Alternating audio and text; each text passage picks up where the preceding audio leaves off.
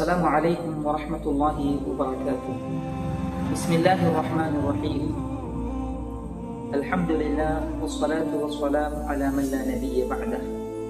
அன்புக்குரிய சகோதரர்களே, நண்பர்களே, உங்களோடு சில முக்கியமான சிந்தனைகளை அல் குர்ஆன், அஸ்-சுன்னா, ஸலஃபு ஸாலிஹீன்களுடைய புரிதலோடு தொகுக்கப்பட்ட ஒரு இஸ்லாமிய அறிஞர்களில் மிகவும் பிரபலியமான ஒரு அறிஞருடைய கிதாபினூடாக அதிலே அவரால் தொகுக்கப்பட்ட சில சிந்தனைகளை நாம் படித்து அதனை விளங்குகிற பொழுது எமது வாழ்க்கைக்கான ஒரு வழிகாட்டியாகவும் அது அமையும் என்ற அடிப்படையில் சில செய்திகளை உங்களோடு நான் பகிர்ந்து கொள்கிறேன்.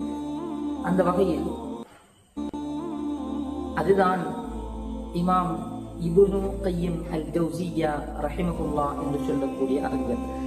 இவருடைய புத்தகத்தை நாங்கள் படிப்பதற்கு முன்னால் அவரால் தொகுக்கப்பட்ட அந்த புத்தகத்திலே இருந்து எடுக்கப்பட்ட சிந்தனைகளை, முக்கியமான அம்சங்களை நாம் பார்ப்பதற்கு முன்னால் அந்த புத்தகத்தினுடைய ஒரு எழுத்தாளர், ஒரு முஅல்லிஃப், தொகுப்பாளராக இருக்கக்கூடிய இந்த இமாமை பற்றி, இந்த அறிஞரை பற்றி நாங்கள் கண்டிப்பாக அறிந்திருக்க வேண்டும்.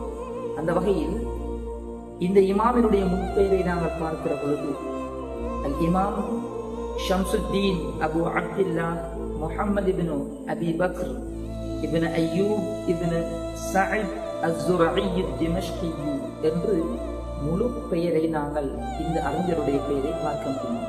இந்த அறிஞர் இப்னு கய்யிம் அல் ஜௌஸிய்யா என்ற ஒரு பிரபல்யமான ஒரு நாமத்தை கொண்டு அழைக்கப்படக்கூடிய ஒரு அறிஞராக இவர் காணப்படுகிறார். இந்த அறிஞர் ஹிஜ்ரி 691 ஆண்டு பிறந்து ஹிஜ்ரி 751 ஆண்டு இறையடி சேர்ந்த மரணித்த ஒரு அறிஞராக காணப்படுகிறார்.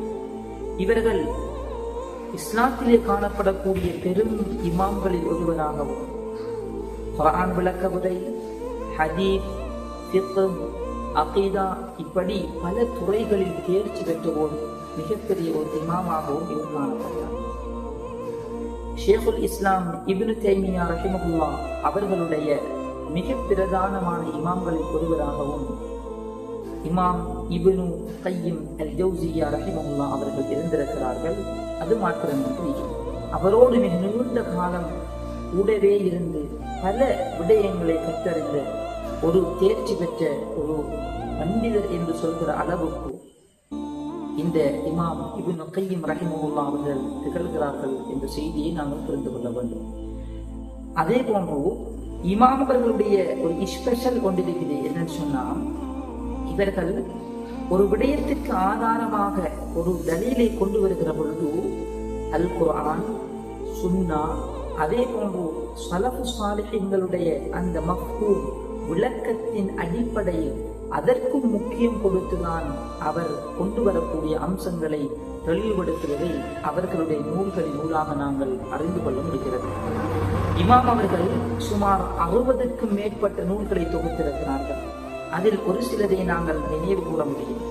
ஜாதுல் மஆத் ஃபீ ஹதி கைரில் இபாத், மதாரிகுஸ் சாலிகீன், அதே போன்று இஅலாமுல் முவக்கீன், உத்தத்து ஸாபிரீன் வ தகீரத்து ஷாக்கிரீன், அதே போன்று மிஃப்தாஹு தாரி ஸஆதா, இப்படி பல நூல்களை எழுதியிருக்கிறார், தொகுத்திருக்கிறார்.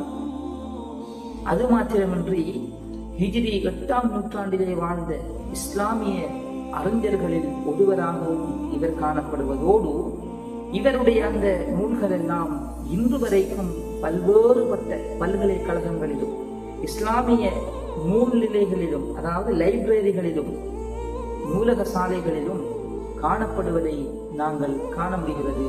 அதே போன்று இன்று அதிகமான மாணவர்கள் அவர்களுடைய உசாத்துணை நூல்களாகவும் சிலபஸ் நூல்களாகவும் இந்த இமாமினுடைய புத்தகங்களை எடுத்து படிக்கக்கூடிய, அதிலே பயன்படக்கூடிய விடயங்களையும் நாம் காண முடிகிறது. இப்படியான மிக பாண்டித்யம் பெற்ற ஒரு அறிஞருடைய புத்தகம் ஒன்றிலிருந்து எடுத்த சில சிந்தனை துளிகளை உங்களோடு நான் பகிர்ந்து கொள்வதற்காக வேண்டிதான் இன்று இவரை பற்றிய ஒரு அறிமுகத்தை நான் சொல்லியிருந்தேன். எனவே நாங்கள் தொடராக அந்த இமாமினுடைய ஆழமான கருத்துக்களை நாங்கள் அல்லாஹ்வினுடைய உதவியோடு நாங்கள் பார்க்கவிருக்கிறோம். அதற்கு அல்லாஹ் எனக்கும் உங்களுக்கும் அருள் செய்வானாக.